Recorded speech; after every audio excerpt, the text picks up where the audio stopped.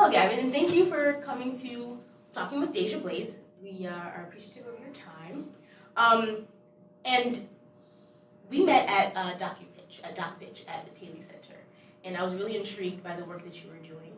But I want to know a little bit more about you as an individual in this industry. So let's start from the beginning. Where did you grow up? I grew up in a small town called Spring Valley, New York, in Rockland County. It's about 15 miles northwest of the city, on the Palisades Parkway. Yeah. And there, I guess, what triggered you to decide you wanted to go into entertainment? Was it something in your environment, or? I don't know that had I was always artistic. My mother was an artist. I always was drawing. Everyone seemed to think I should be an artist. Yeah. And when you're a 16-year-old kid, you don't really know what you want to be when you grow up. Right. So it's like, okay, I'll be an artist. Yeah, try it. Next thing I know, I'm in art school, discovering that I'm an okay artist. I'm not a great artist. And I gravitated towards a very nascent, undeveloped field in computer graphics.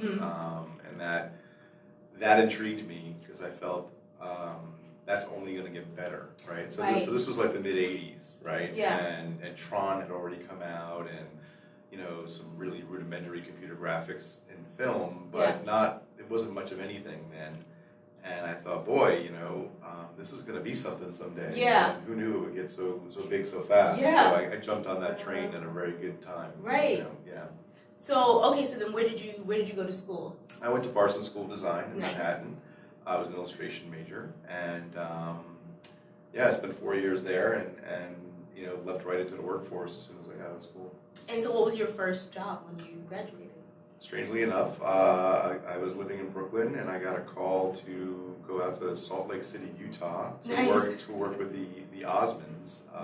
Jimmy Osmond, who was the youngest of them, opened up a visual effects company to do promotional work for the Mormon Church and for his sister's concert promotions. Oh. So Marie Osmond was a big country star at the time. Yeah. And I went out there. I had very little idea of what I was actually doing. Yeah. But I knew more than they did, which was helpful. Yeah. And they were paying me, which was even better. Yeah. I was like, whoa. But it was like going to Venus. I mean, literally going from Brooklyn to Salt Lake City. Right, to Utah. That's a huge difference. Oh my God. It was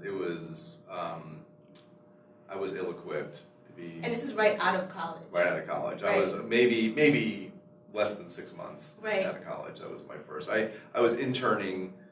In those days, I not to ramble about it, but computer graphics was new, as I was saying. The computers were so expensive. Yeah. So the machine that I was working on was well over $100,000. Wow. And the result of that is that no one knew how to use them. Right. Because no one had them at home. This was rare, right? Yeah. So the company that sold these computers trained me for free because they wanted more sales, more business. They wanted more users, right? So they would sell the computer to the Osmonds who had no idea how to use it. They say, "Here's Gavin. He can go use it for you." They threw me in with the package. Right. You know what I mean? Yeah, that makes sense. And that way I can get them started. Right. I can at least I can train them, or I can spend a few weeks there getting them off the ground while they find someone more seasoned or what have you.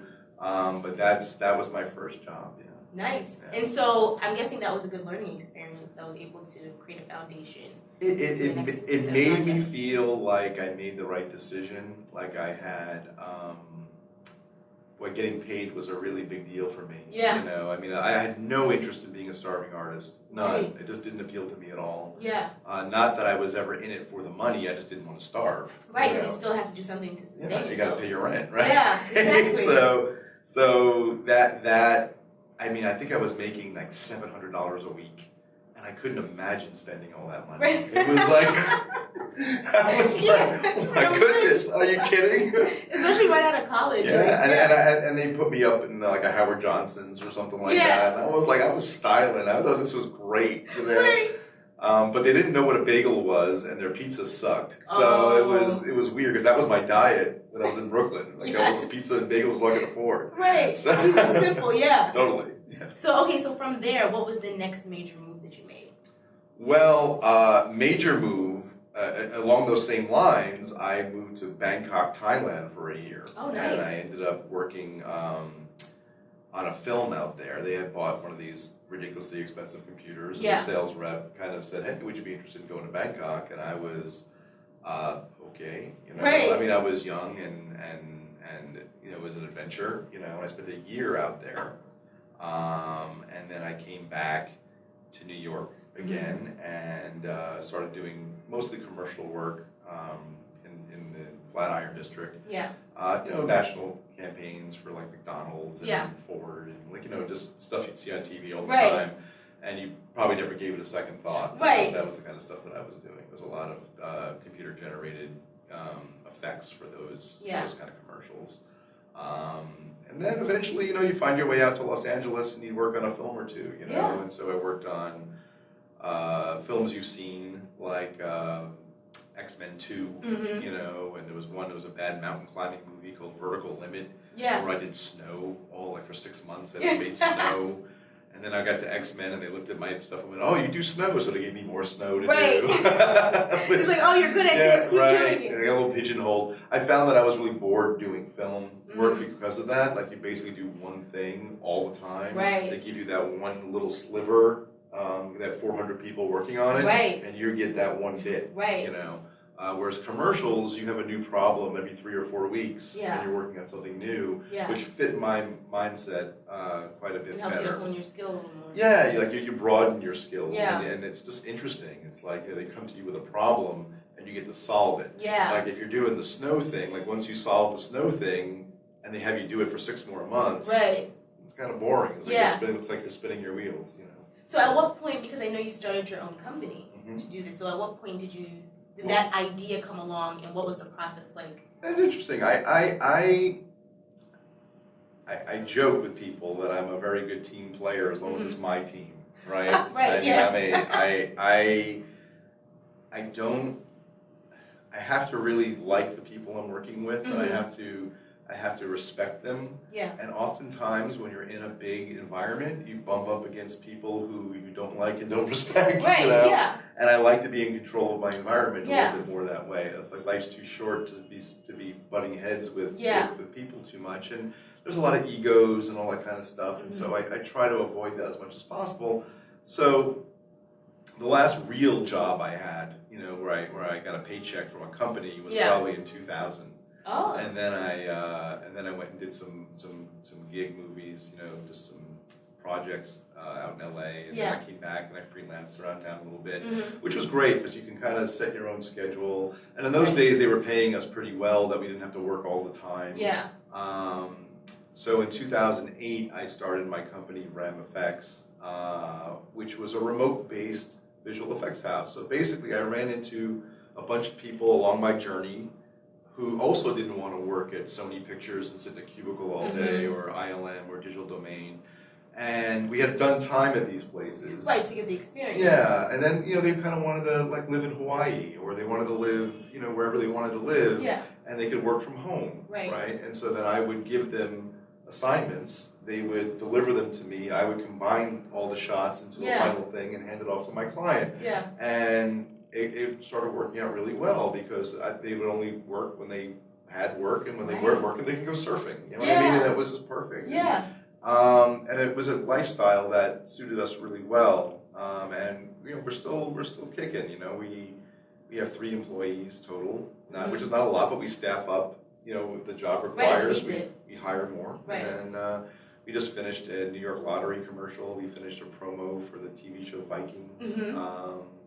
We're working on some toothpaste ad now. Yeah. You know, like whatever, you know, it's Right. whoever's going to pay us will do it. It's not that big a deal. But was it a big process, like stepping out onto your own and creating your own business? It wasn't for me. Seamless? I found it seamless. Yeah. I mean, I've never lacked a certain amount of confidence in myself that I always just kind of felt that the universe provides. Like, I'll be all right. You know what I mean? You put it out there, I think once I got my footing, and I could do this. Yeah. You know what I mean? I didn't really sweat it too much. Right. It's getting to be sweat time now a little bit in that industry. The visual effects industry is not a stable industry. It really is very tenuous. There's a lot of contraction. A lot of the work has left the United States. It's gone to Canada. It's gone to London. It's gone to Singapore, China, New Zealand. And is it because it's less expensive? Two things. One is, well, it's always about money. Yeah. Right? First and foremost are these tax incentives that studios are providing. Yeah. Right? So, and states, excuse me, and countries. Yeah. So say, you give us a $10 million capital investment and hire 1,000 Canadians, and we'll give you $100 million in tax breaks. Right? Mm-hmm. So they, rip up their studio in Santa Monica, California, or wherever that was, and now they're in Vancouver. Right? And you have to learn to speak Canadian. Yeah. And that's the way that goes, right? And then, the same in London or where have you. And then once those tax breaks are over, they'll chase the next one. Right. If it's in Frankfurt, Germany, or it's wherever it's going to be. Yeah.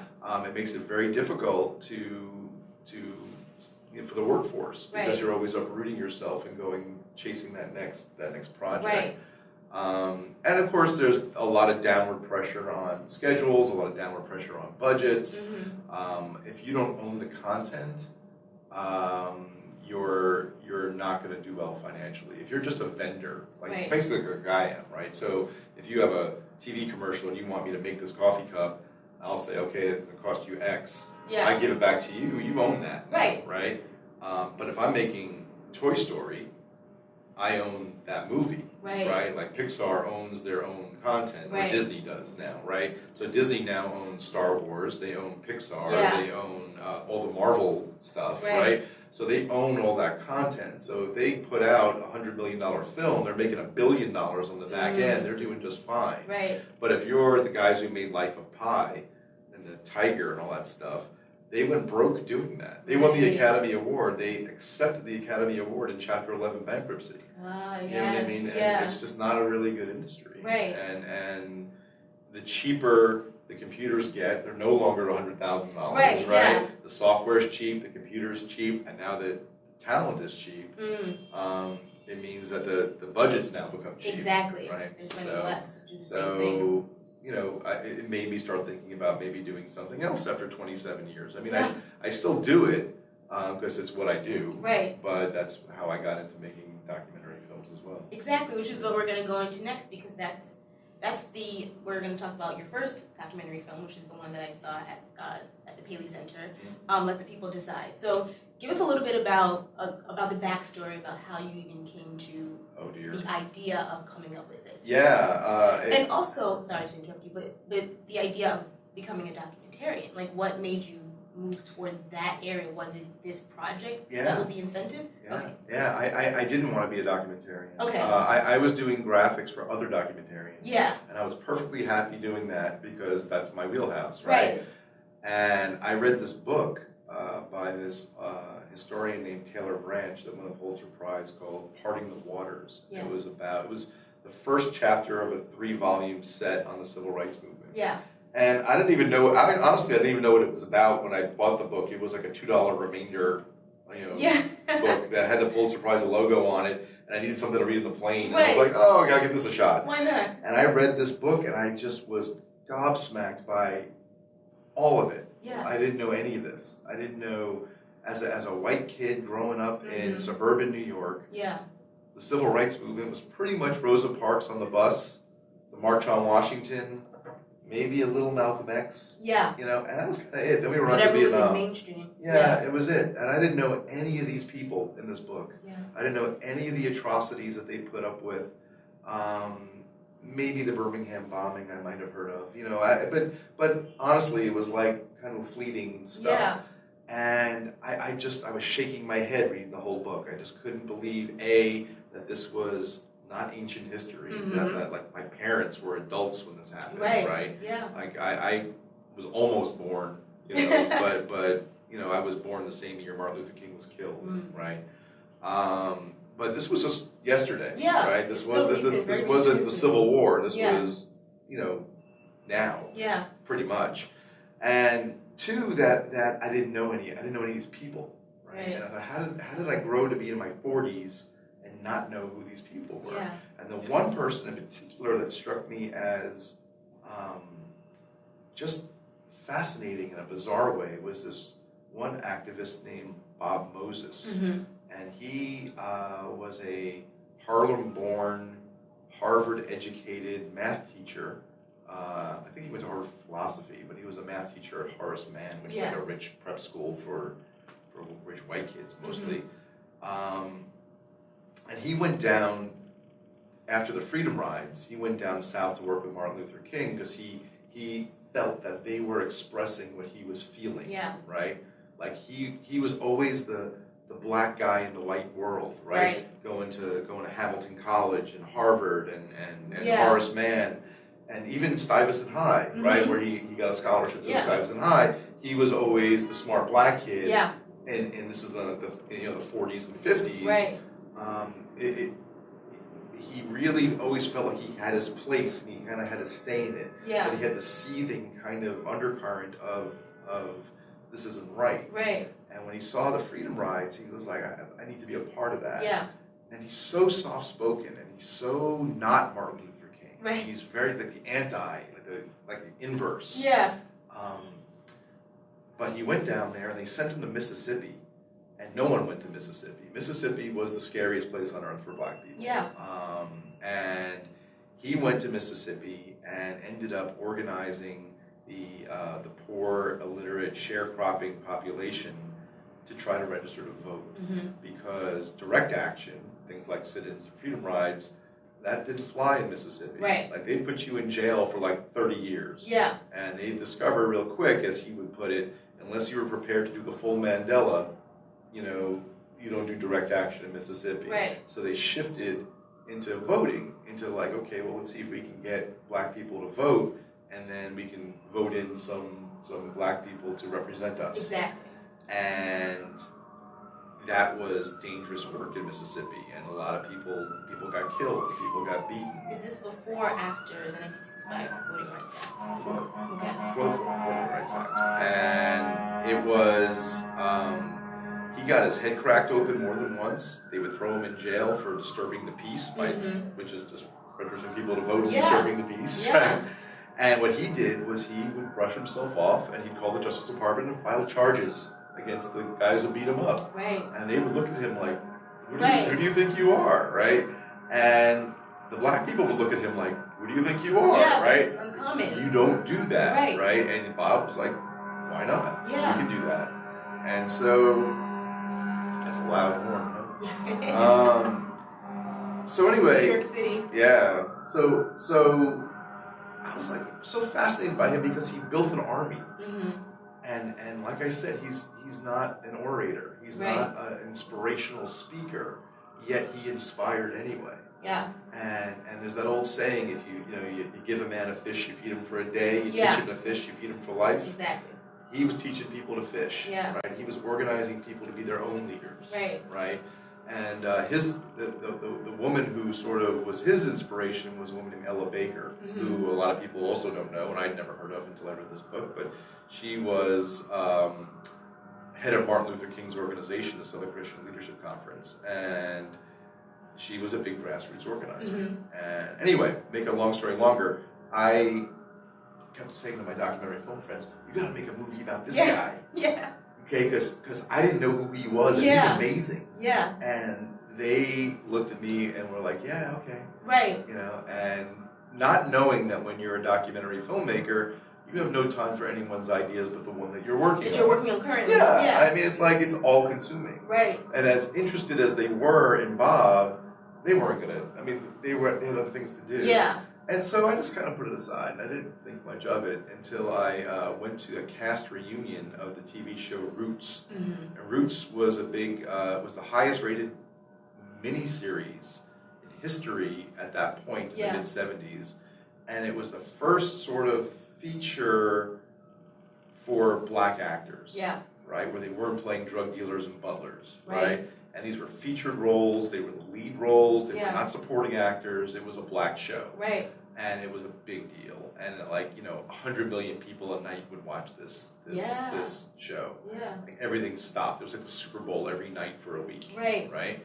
And LeVar Burton, who went on to do Reading Rainbow and Geordie LaForge on Star Trek and all that stuff, he was Kunta Kinte. Right. And Ben Vereen was Chicken George, and Lou Gossett Jr. was Fiddler, and Leslie Uggams was Kizzy, I believe. Anyway, they were there. They Right. were on stage and in front of this very kind of well-to-do NPR listening PBS kind of yuppie puppy crowd, Yeah. right? And this was 2013, and they they were going through the clips and whatever, but there was a lot of what they had to go through as black actors in Right. the 60s and 70s. Yeah. And they kind of wanted everyone to know that, yeah, they broke down a lot of barriers, but there were still a lot of barriers in front of them, right? And then they challenged the audience. They said, what are you doing today to advance social justice in our society? Yeah. Because if you think we're done, you're crazy. Right. And I just turned to my friend who I went with, and I said, I'm going to make this movie about Bob Moses. And he said, who's Bob Moses? Right. And I said, see, Exactly. this is why I got to make this movie. Yeah. And a buddy of mine is the son of a famous actor named Eli Wallach, who passed away a couple of years ago. Not my buddy, his dad. His dad was like 98 or something. But he was good friends with Harry Belafonte. And Harry Belafonte, I learned by reading that book, was pretty much Martin Luther King's bail bondsman. So anytime there was 100 people would get arrested, Harry Belafonte would raise the money to bail everybody out. Right. Right? He'd either do a concert or he'd pass the hat, he'd do whatever it was, but he and Martin Luther King were tight. Right. And he was the go-to money guy. Right. And I wanted to see if Harry would introduce me to Bob Moses. Yes. Right? So I had a meeting with Harry Belafonte, and he was awesome. Yeah. And he was like, how can I help? Right. I said, well, introduce me to Bob Moses, and this was like a 3-hour meeting or a 2-hour meeting. Yeah. It went on for a long time, but he, how could I help was his response. I told him, and then he proceeded not to help. Okay. But it wasn't because he didn't like me or the project. It's just he's the busiest 90-year-old man you've ever known. Yeah, he has a lot happening still. Oh my goodness. I mean, he's all over the place. That's fantastic that he's still working. Not acting, he's an activist. I mean, he's just got his hands in everything. Yeah. And he doesn't care, right? He doesn't care who he pisses off. He is beyond that. He's like, I'm 90, I got all the money I need. Right. What are you going to do? Black. But he was blacklisted in the McCarthy era as well. He's like, we can do that again? I don't care, right? Yeah, been through that already. Anyway, then what happened was a landmark Supreme Court decision came down on June 25th, 2013 that gutted the Voting Rights Act in 1965. Yeah. And I don't know how pedantic you want me to get about the Voting Rights Act. Yeah, just to So in the Voting Rights Act, which basically prevented discrimination based on race, right. when it comes to voting, right? Yeah. The idea was, that's not a factor anymore. And got rid of things like the literacy test because that Poll taxes, yeah. literacy tests, right? I mean, basically, you were allowed to vote. Right. There was a section in the Voting Rights Act that basically said, if you had, as a community, a state, a city, a county, a township, if you had a history of subverting minority votes, you had to clear any and all changes to your voting laws with the government in advance. So you had to propose a change. Right. And say, the government would look at it and go, you know what, this looks a little sketchy to me. Yeah. We're not going to let you do that. Right. Right? And it was everything from redistricting to just moving a polling station from a firehouse to a school hall. Right. Everything had to be run by the government in these 15 different places. Right. Which comprised entirely almost of the old Confederate States because they had a history of doing this, right? Yeah. So that was what they called, it was Section 5 of the Voting Rights Act. It was the pre-clearance regime. You had to pre-clear these laws, proposed laws, with either a 3-judge panel or the Justice Department. Right. Right? And if they looked at it and said it was a little hinky, it just got killed before it was even enacted. Right? So in 2013, a county in Alabama sued and said, this is not fair. You're treating us like there's still Jim Crow. This was 50 years ago. We have a black president. There's no more racism. Yeah. What are you kidding me? And because it's really one of the only laws, maybe the only law, that you're sort of presumed guilty until proven innocent. Right. And that the plaintiffs have to prove that they're not guilty rather than the other way around, rather than the accusers proving that they are guilty. Yeah. And the Roberts Court sided with the plaintiffs, and they said, you know what? It isn't 1965 anymore. Yeah. So what they did do is they didn't strike down Section 5, which is the preclearance section. They struck down Section 4, which was the formula to determine who was covered under the preclearance section, right? Yeah. So it's like, you know what? You're using old data. So you're going to get new data to find out who the most racist places are now, and they're the ones who are going to be covered under the preclearance. Right. Except now Congress has to do that, and Congress can't decide what day of the week it is. So while they figure that out, you get nothing.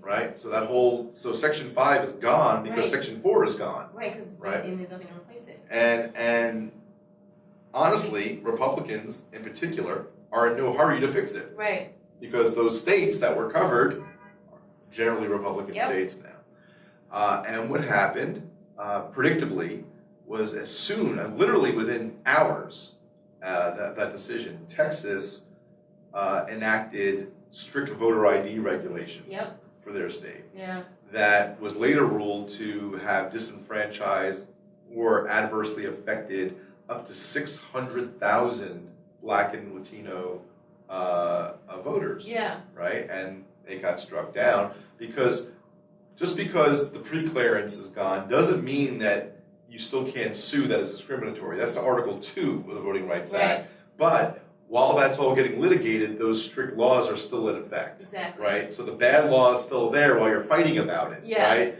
So what Section 5 did was it prevented that bad law from ever getting enacted. Right. So now we're pretty much unprotected from these laws, but the argument that we're having now isn't about so much voter ID or well, it is about voter ID, but it's about whether it's racially motivated or not, right? Is the intent to screw over Black people, or is it the intent to screw over Democrats? Yeah. Right? Because it's okay to screw over Democrats. Yeah. Because that's just partisanship. But it's not okay to screw over Black people because that's discrimination. Exactly. Racial discrimination. Of course, 97% of Black people are Democrats. Right, so they're intertwined. Exactly. And it's really difficult to separate race from politics. Right. And if you ask a white conservative Republican whether this is racially motivated, they're offended. Yeah. Right? They're like, of course this isn't racially motivated. Right. If you ask John Lewis, who got his head cracked open on the Edmund Pettus Bridge, whether this was racially motivated, of course it's racially motivated. Right. There's they can't see it any other way. Exactly. Right? So is it a power grab? Is it a way to achieve and maintain power? Or is it a way to sort of just stick it to the poor and the minorities? Or is it both? Right. You know? I don't know. I totally got off on a tangent here. No, just describing and explaining what it is in particular will help. But I don't have, my movie doesn't answer these questions. Right. My movie raises these questions, right? Because the dialogue, the argument, I kind of think is the story. Right. Right? These political and racial divisions that we as a society are dealing with right now did not spring from a vacuum. Right? This isn't just boom, this popped up in 2014, right? This is a thread that comes from Reconstruction after the Civil War all the way through today. Now my film only goes back to 1960, which is 57 years or whatever, but I'm connecting those dots for you. Yeah. Right? I'm showing you how we got from Bob Moses getting beaten up in 1961 in Mississippi to Reverend William Barber in North Carolina getting arrested for protesting strict voter ID and disenfranchisement of the minority vote. Your film is not geared toward one side or the other. You're not giving a specific opinion. I'm trying. Yeah. Because I am a Democrat. Yeah. I would consider myself a moderate liberal. Mm-hmm. I'm not a hardcore liberal. But I am very interested in history. Yeah. And I'm not, there's no voiceover in my film. Mm-hmm. There's no trick editing. Yeah. I really want everyone to present their side. And Right. the name of my film was Let the People Decide. Right. Like, so you present the argument. Who makes a more compelling argument? Now, in the 60s, there was no argument. It was white supremacy. They were violently trying to protect their white supremacist way of life in the South. With lynchings and beatings and murder. There was no subterfuge about it. Right. Now, since the Southern strategy, they've sort of they scrubbed the race out of racism. Right. So they never bring up race. And if you say, hey, that law is adversely affecting the black community, oh, you're a racist. Because you brought race up. I didn't bring race up. That's playing the race card. Exactly. Right? And that now is this sort of weird kind of the flipping of the tables, right, on the activist community. Where now anytime you bring up race, you're dividing the country, right? Where you're the divider, like Obama's the big divider somehow. You're like, and that happened, by stating what appears to be very obvious, right? And he's not getting any whiter, right? So Yeah. that's the but I also I didn't have a lot to work with on the conservative side.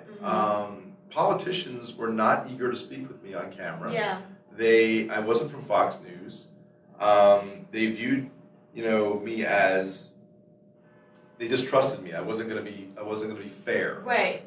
And I would say to them, if you don't speak to me on camera, you're allowing your opponents to define your point of view.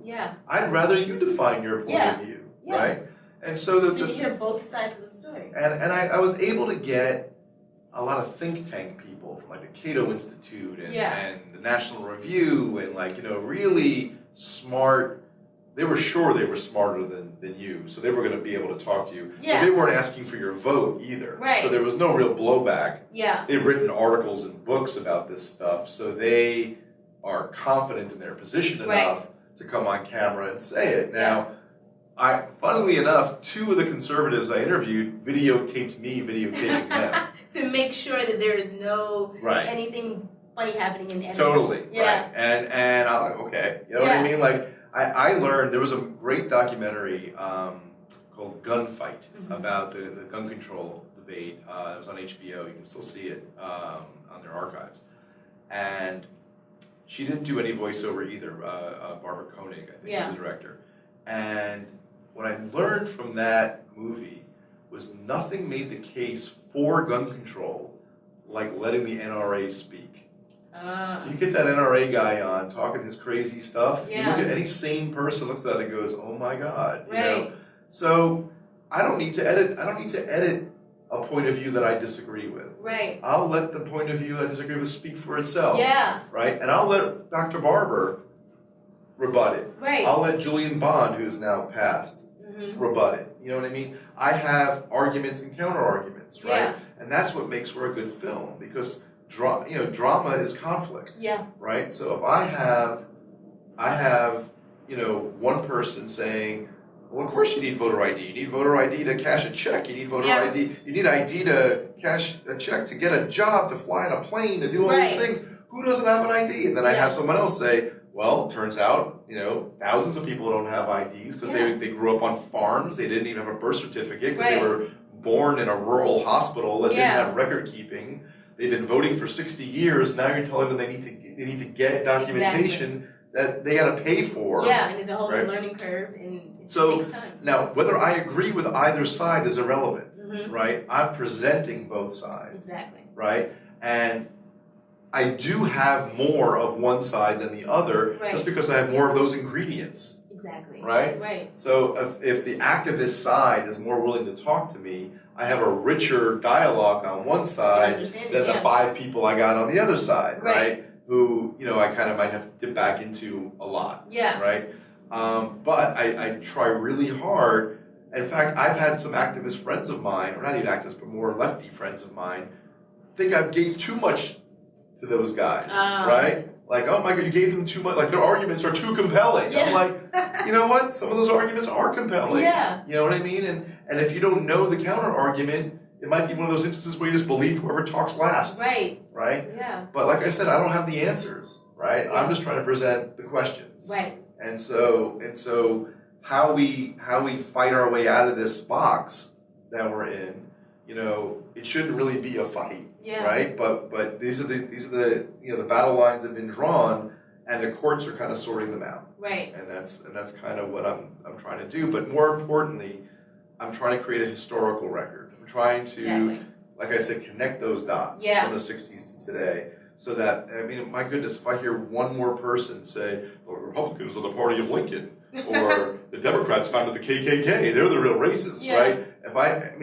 My head's going to explode, right? Because they're speaking with no context. Right. And unless you know literally what you're talking about, and you have the historical context, and it's not me being arrogant or me saying you're stupid, so much as it's saying maybe you should learn these historical facts first, and then you can speak knowledgeably about these things. Because sure, the GOP is the party of Lincoln, and the KKK was founded by the Democrats, but that knowledge predates the Voting Rights Act, the Civil Rights Act, the Fair Housing Act, and the flipping of the South from Democrat to Republican. So, you were standing next to me at the Bailey Center when that guy came up to me and said, I made him feel like a racist. Yeah. Right? Yeah. And I'm like, dude, if the shoe doesn't fit, don't wear it. Right. Right? If it makes you feel like a racist, maybe you're a racist. Maybe it's something to consider. Right. Maybe you want to look at it from a different angle. Right? Because it sounds bad, but if your ideology and your thoughts on certain subjects go toward a certain direction,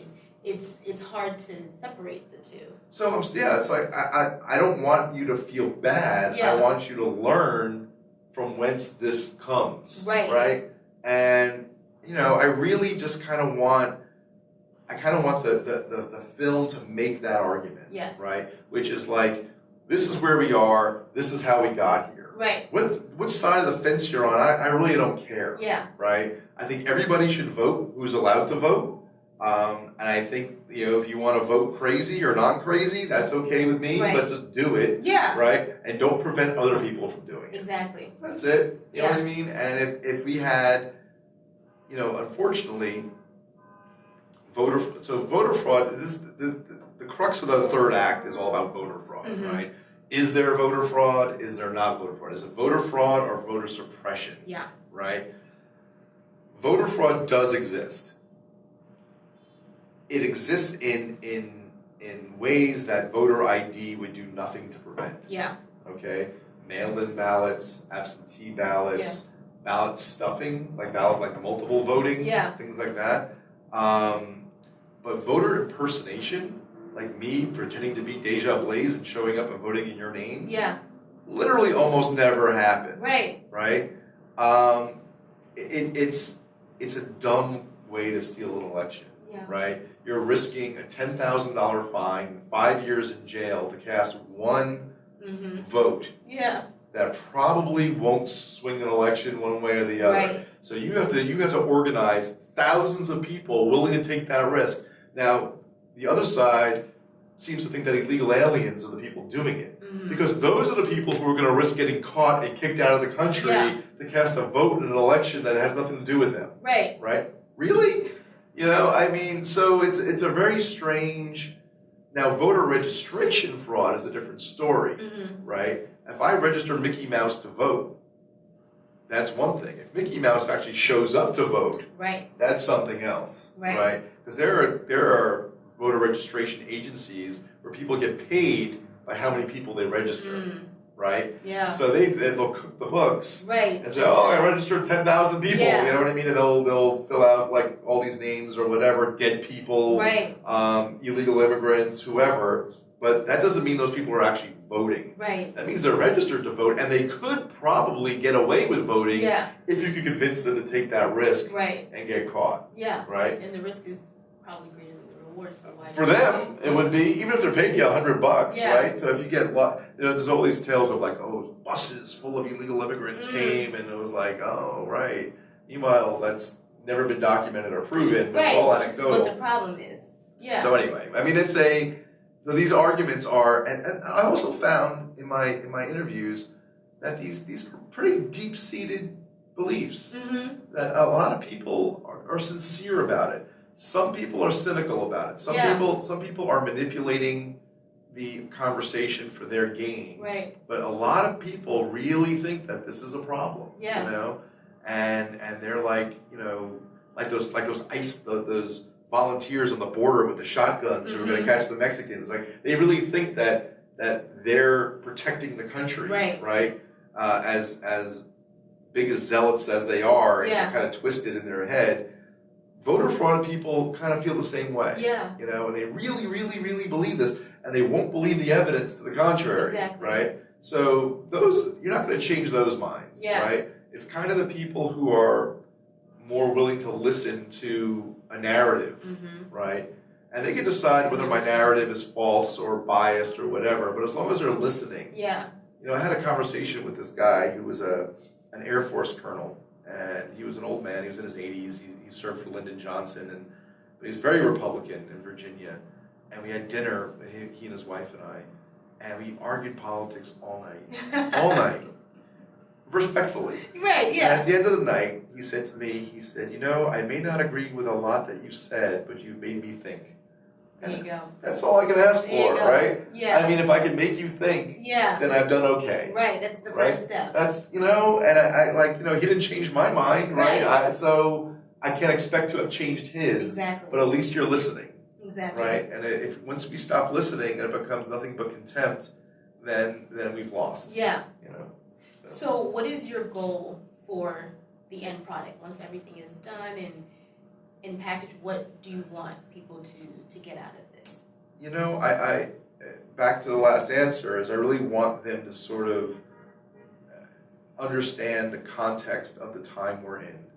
Because I think in the age of social media, everything is new. Yeah. I think everyone thinks that like until that meme happened, it never happened. Yeah. You know what I mean? Yeah. And I want them to understand that what's old is new again. Yeah. Right? That this isn't even close to new. Yeah. Right? That this is a continuum. Right. And it's strategic and it's thought out, and that people like Donald Trump are the result of it. Exactly. Right? Yeah. Like he didn't just drop in off an asteroid, though sometimes it looks like he did. But he didn't just, you know, pop out of nowhere. Yeah. It was, you know, Pat Buchanan was Donald Trump before Donald Trump was Donald Trump. He was talking about building a wall in 1980. Yeah. Okay? Things like that, or 1990. But I mean, you know, like it used to be that was the fringe element, right? Yeah. But the fringe element grows and it kind of metastasizes and becomes a bigger thing. Right. So, you know, the courting of the angry white vote by the Republican Party when the Democrats left, you know, or started joining when the black community started joining the Democratic Party, and Johnson betrayed them by signing the civil rights bills, betrayed the white community. Right. They wouldn't want to be Republicans because that was the party of Lincoln, right? They would cut off their arm before they would vote Republican, right? But they didn't want to be Democrats anymore because they just let all these black people into the party. And they didn't have their interests. They didn't know where to go. Yeah. Right? So it took someone like Nixon, you know, to really, George Wallace and Nixon and these people to appeal to them and say, you know what, we're really on your side too. Right. And there are more of you than there are of them, so the math works out in our favor. Right. If we can get the angry white voter, you know, blacks are the minorities, right? That's minorities for a reason. If we can get more white people, we can still subjugate the black vote. And, you know, it worked. It worked. And it worked fairly well. Now, I had this theory, and I have no evidence to back it up. It's just an observation. Yeah. Was that the South, my dad used to say, like likes like. You tend to like people like you. Yeah. Right? And I have a vowel at the end of my name, you know, and so, you know, the sort of immigrant class, you know, thing, and the people kind of gravitate towards each other. And if you look at how the South voted in presidential elections, they voted for Jimmy Carter because he's one of them. Yeah. They voted for Bill Clinton because he's one of them. Right. Right? They weren't going to vote for Al Gore, although he was from Tennessee. He was, you know, he was like northern to them, You know what I mean? They certainly weren't going to vote for Barack Obama, Mm-hmm. right? Definitely not one of them. Yeah. George W. Bush went way out of his way to lose his blue blood Connecticut roots, Mm-hmm. put on a 10-gallon hat and a Southern accent so he could be one of them. Right. Right? Yeah. And they voted for him. Yeah. Right?